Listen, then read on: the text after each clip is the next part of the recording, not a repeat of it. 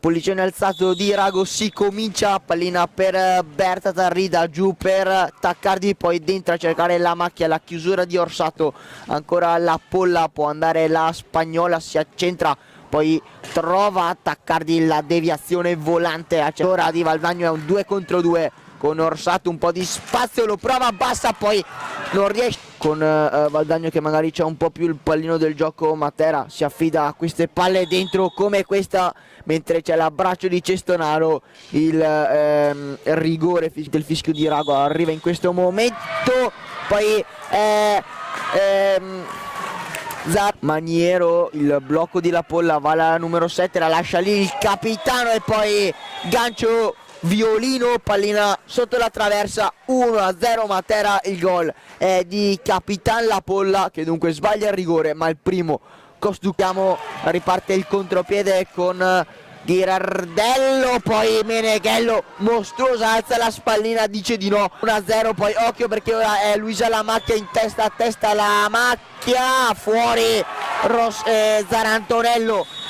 poi un po' di bagarra, riesce a passare, a un 2 contro 1, Orsato dentro, Teresa Messara, dove va il contropiede alla perfezione, questa volta il gol è valido di Teresa Messora, allora a 3-0-3, Valdagno 1, Matera 1, è un 2 contro 1 con La Polla sul primo palo, Zarantonello secondo,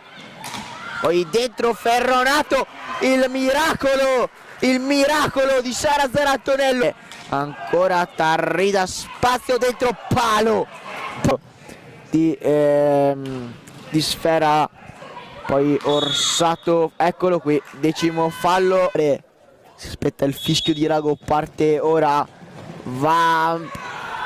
gli sfugge la pallina a Ghirardello, punizione di prima, poi dentro la pallina a cercare Lorenzato, eccolo qua, fallo da una parte, fallo da quell'altra, Zarantonello, rigoroso silenzio al palalido, parte la giocatrice spagnola, Tarrida, la parata di Sara Zarantonello, allontanare non riesce,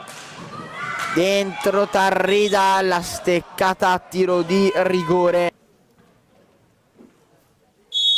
rigoroso silenzio, poi esecuzione perfetta, pallina sotto l'incrocio,